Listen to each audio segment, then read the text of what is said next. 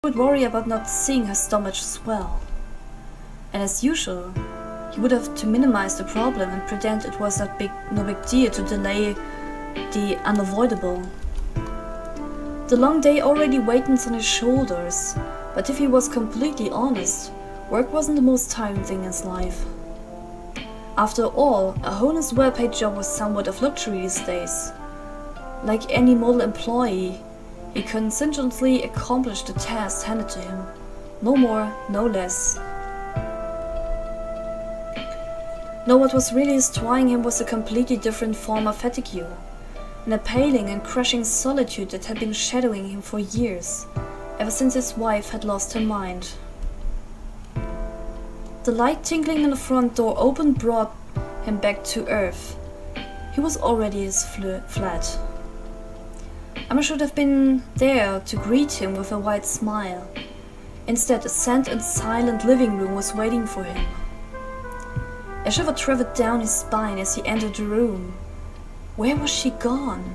Could it be happening again?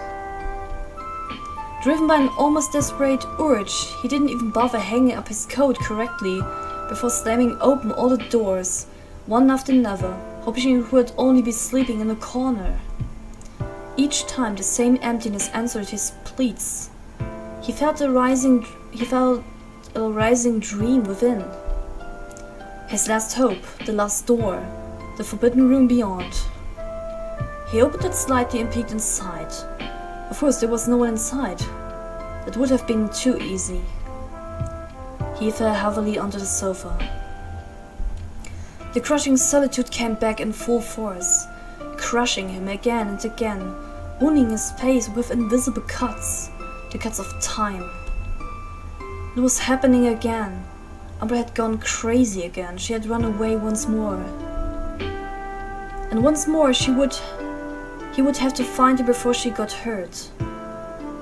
He would have to play the part of a stranger, impassive, reveal nothing of the torment devouring him alive. All of a sudden, Tristan Mallory felt immensely exhausted. He had his head in his hands, staring at the floor for a long time. He needed to calm down, even just a little, so that he could pretend he wasn't affected by it. Then, after what felt like an eternity, he abruptly got to his feet. He gathered all the framed pictures that had been displayed and stored them away in a closet. The memories needed to be out of sight. If Ambre discovered the pictures of a happy alter ego too quickly, she was bound to ask questions. This time he had to hide them better than the last cycle. He had to store them for time. He stored them in a drawer and locked it. The frames didn't take up so much space. After all, there weren't that many of them. He always put the same one in the buffet. She never noticed it. When he was sure that there were no more pictures sticking out, Tristan put his coat back on and rushed outside.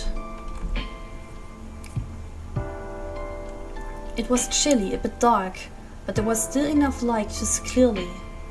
It was the ideal time to take a walk. At least that's what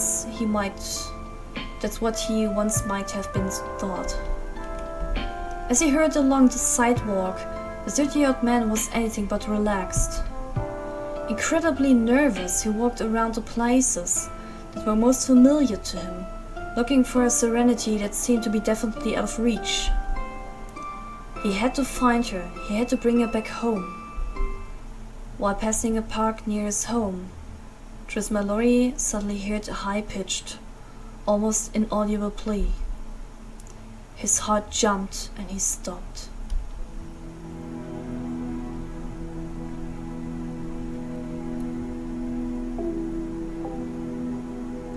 In the dim light of the setting sun, he made out the silhouette of a little girl sitting on a swing with her head bowed. Tears were rolling down her cheeks. Afraid of startling her, he approached slowly and took a closer look. He was indeed standing in front of his wife, Ambre Mallory, who used to be so charming. She was still pretty but seemed to have aged prematurely. White locks here and there brightened up her long hair to the point where you couldn't tell her age anymore. With that appearance, she could have been an old lady, yet she was barely in her 30s, like Tristan, who didn't appear any younger.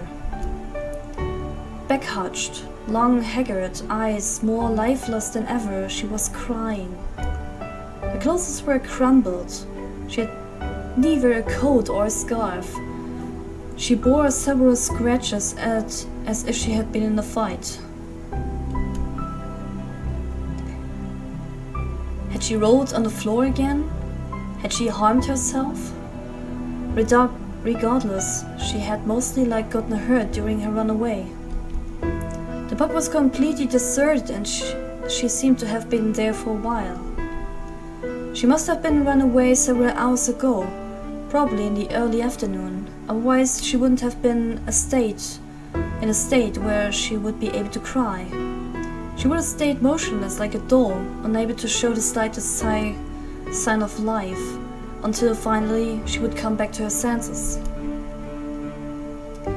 For a second, Tristan Mallory felt the temptation to abandon her, to leave her to her fate, but very quickly mentally chastised himself. He couldn't do that. She was his wife. He loved her. He had to take care of her, no matter what. But even so, sometimes he almost wished she would get lost for good, that she would disappear so he wouldn't have to live through this endless circle anymore. His conscience protested that he would feel too guilty, that he wouldn't be able to forgive himself. There was no way out. He had to live with this burden. So he placed himself in front of her and asked in a soft voice, "Is something wrong?" At first his wife seemed not to hear him. She choked on her sobs, hiccuped and shuddered. He was now sure of it. She had forgotten everything once again. Patiently, Tristan Mallory stroked her head and repeated, "Why are you crying? What happened?" It took her several minutes to calm down a bit. Eventually, she wiped her tears and answered with a faint voice interrupted by sobs. "I don't know. I think I've lost something important. Really important. But I can't remember who it was." Tristan Mallory sighed, feeling a mixture of compassion and pity. Always that nagging obsession, that curse. She seemed so lost, too vulnerable.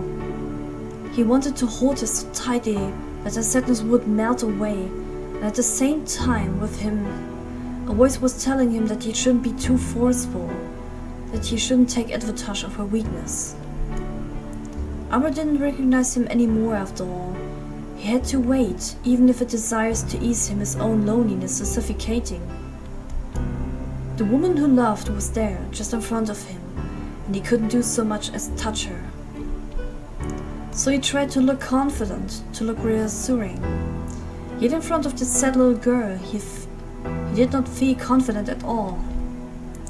"Are you alone? Where are Mommy and Daddy?" "I don't know." "Do you live far away from here?"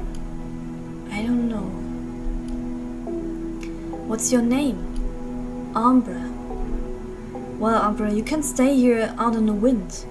You're going to catch a cold eventually. And you don't want to get sick, do you?" "No, I hate being sick." "See? You've got to warm yourself up somewhere. It will be night soon." "But I don't know where to go." "In that case, what do you think about going to my place? It's so far away from here, and it will be a much better place to sleep than the swing." Ambre seemed worried, but she had no other choice but to follow him. He gently